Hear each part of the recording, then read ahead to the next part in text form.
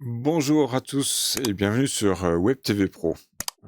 Aujourd'hui, nous allons parler d'un sujet qui est important, c'est concevoir des émissions adaptées à l'entreprise.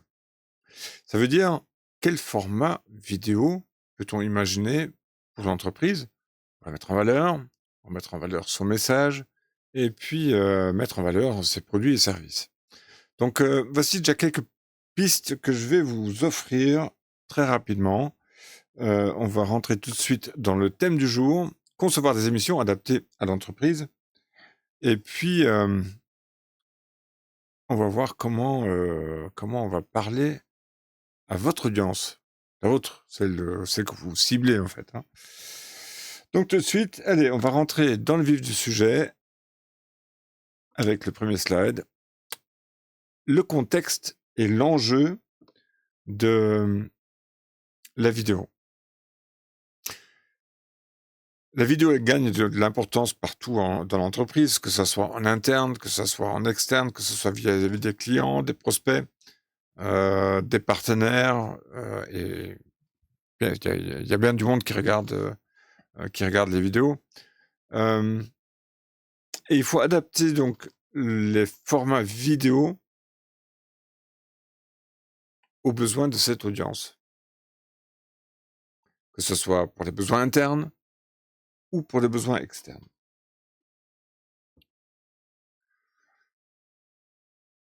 Définir ses objectifs. Une vidéo, elle peut servir à la formation, à la communication, au branding, au marketing. Ça, on va dire, c'est les quatre principaux, types de besoins ou d'objectifs pour une entreprise à faire de la vidéo. Mais pour ça, il faut connaître son audience. Connaître son audience, ça veut dire, est-ce qu'on diffuse auprès de ses collaborateurs? Et à ce moment, il faut avoir un contenu adapté au boulot bien sûr, mais aussi, aux technologies dont vous disposez et à quel point vous souhaitez, communiquer le message. Est-ce que ce message doit être public ou il doit être uniquement en interne? Il y a 2 méthodes pour le faire. Soit vous faites une plateforme privée ou privative, soit, vous diffusez en direct, via les applicatifs, spécialisés dans le streaming, heu, qui qui peuvent très bien, diffuser, vers tous les VLC, qui est un petit logiciel de visionnage vidéo très répandu et puis, franchement de bonne qualité. Moi, je le connais depuis des années, c'est vraiment efficace. La deuxième cible, ce sont les clients et là, va falloir regarder leurs intérêts et leurs besoins.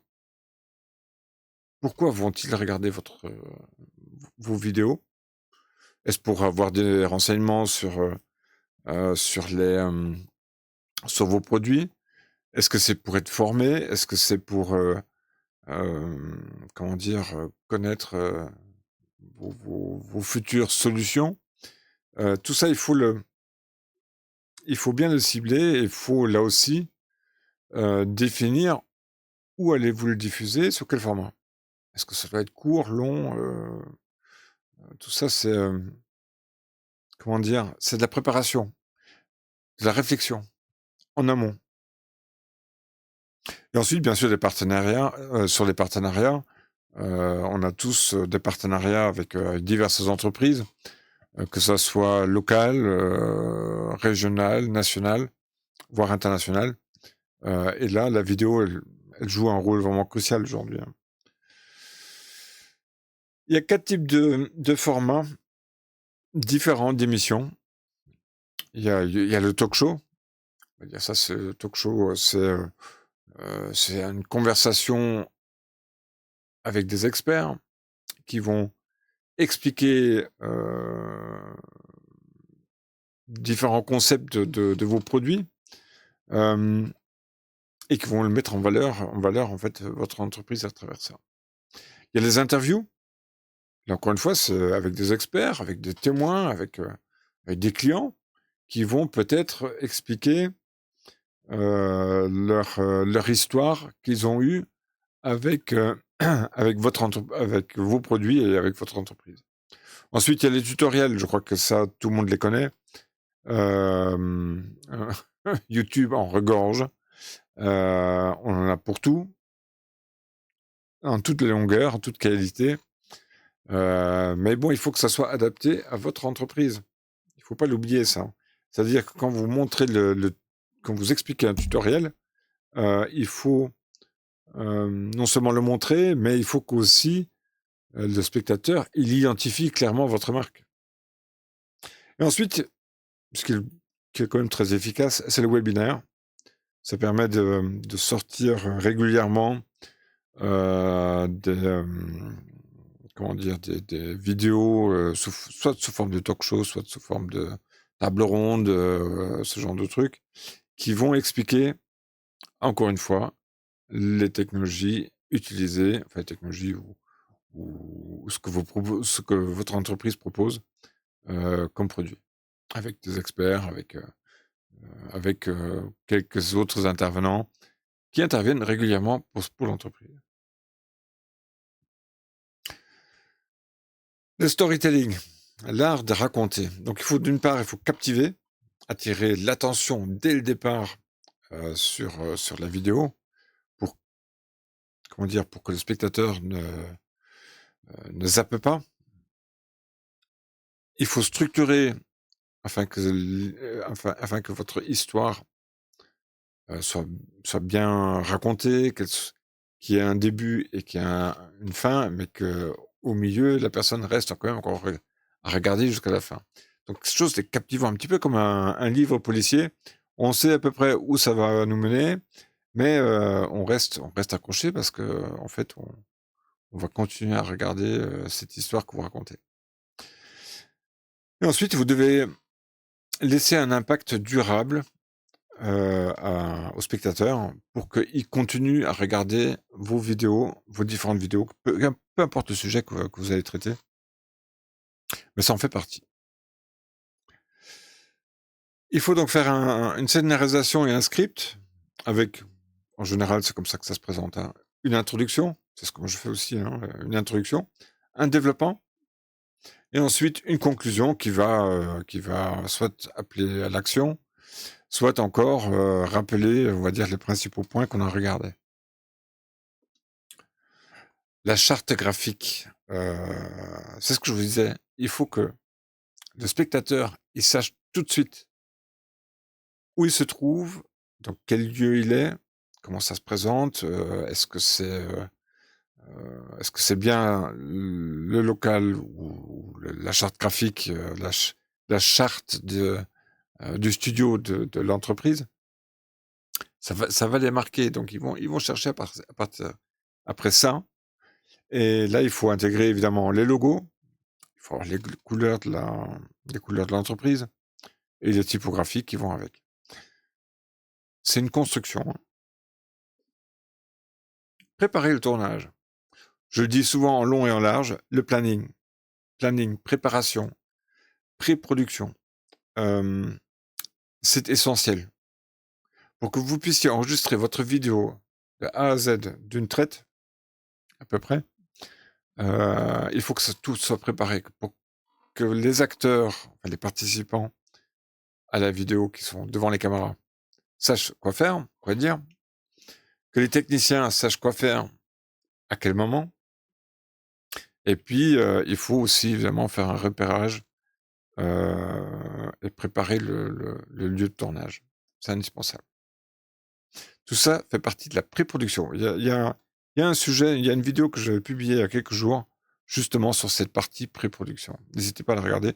Je vais vous mettre un lien au-dessus, à ce niveau-là. Les techniques de captation.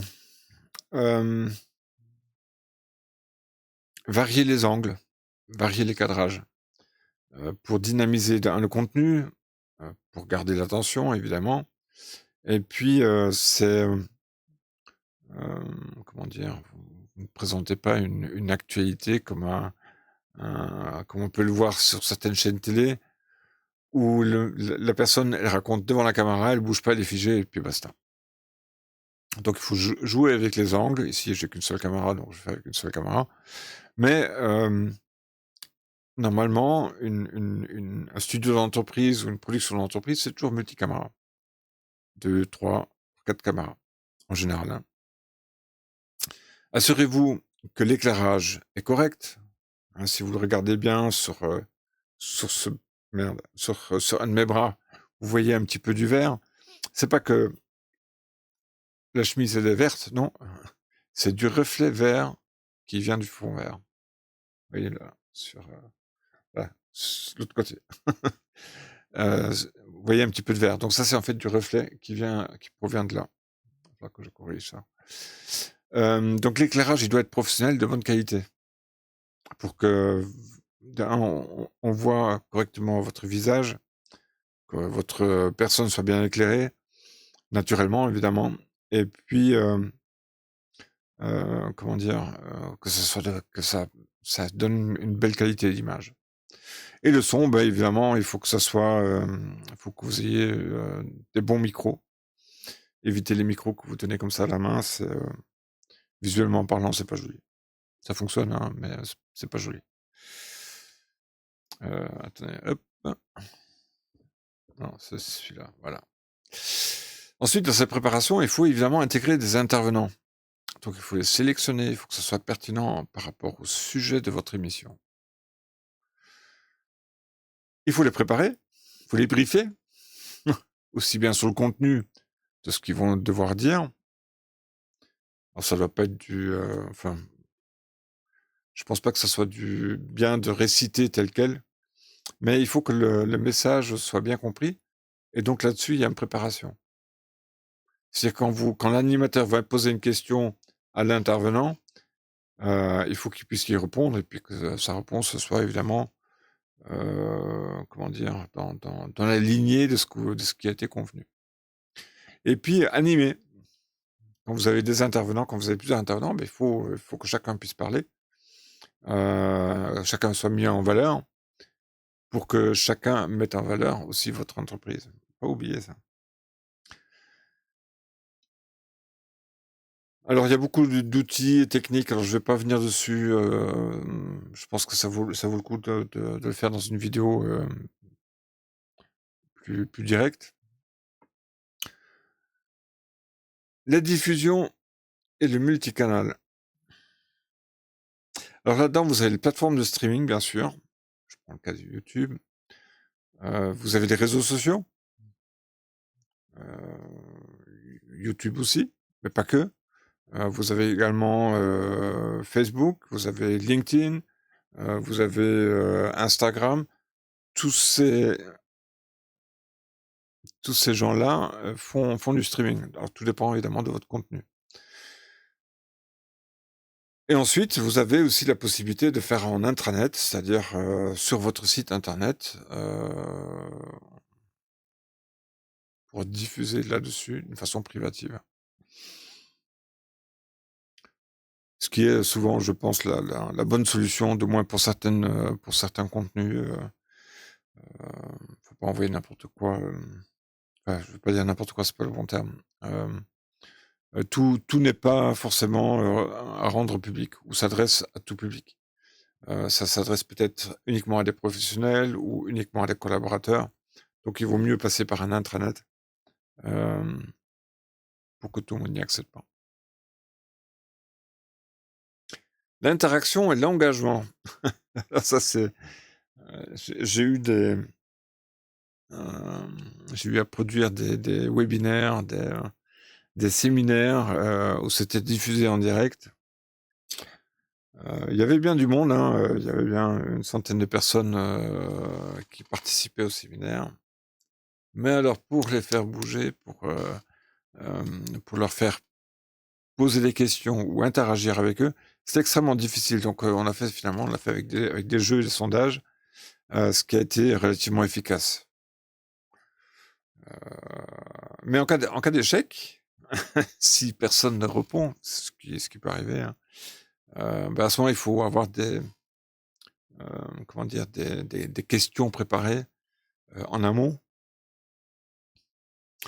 et puis, vous trouvez un subterfuge pour faire intervenir ces questions-là. Mais c'est que ça fait partie de la préparation, hein. Ne l'oubliez pas, c'est pas négligeable.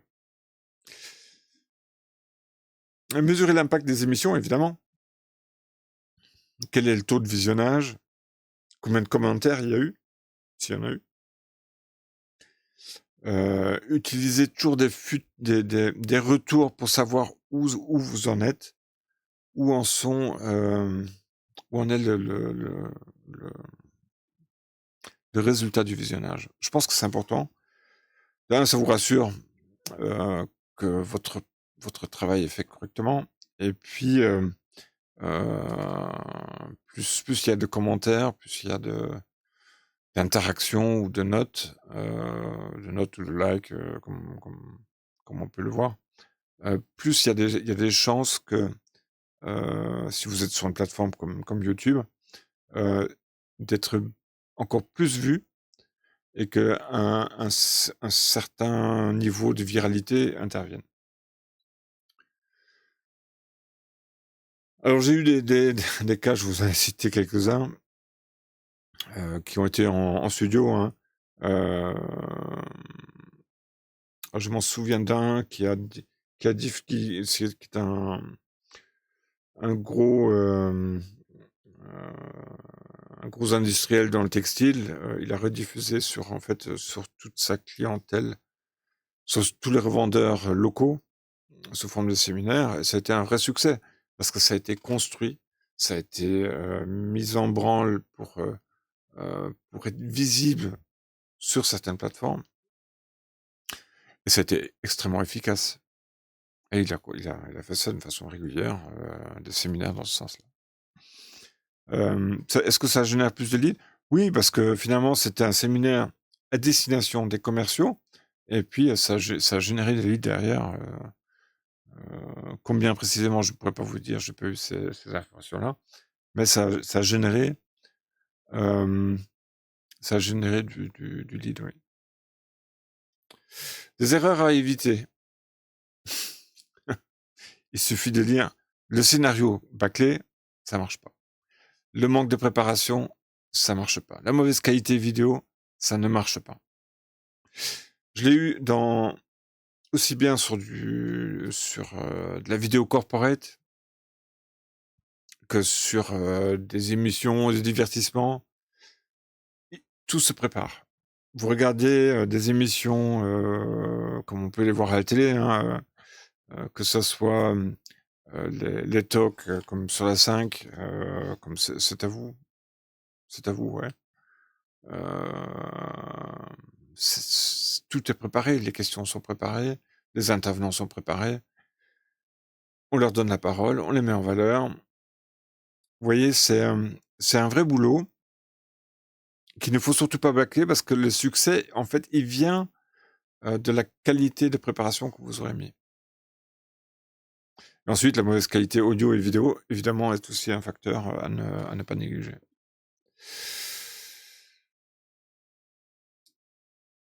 Donc planifier minutieusement.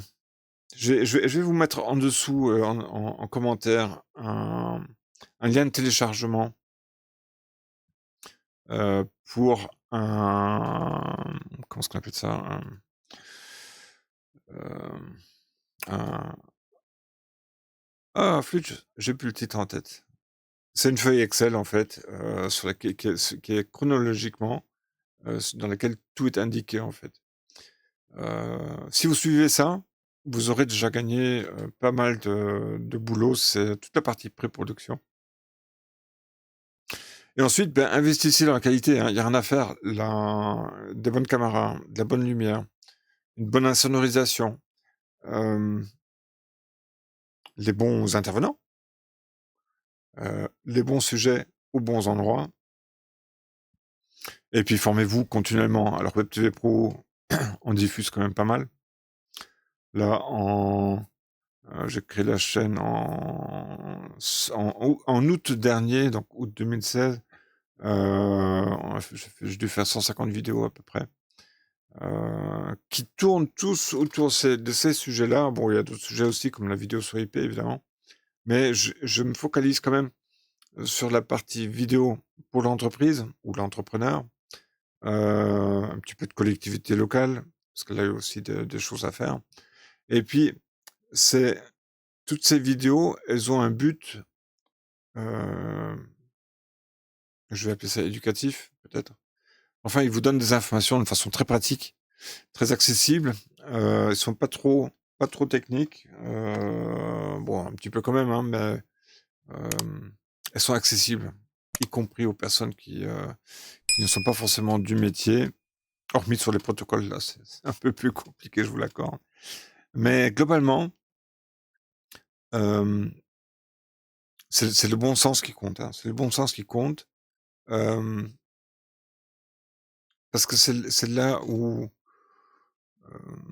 si vous le faites à la va-vite, vous partez au casse-pied. Il y a encore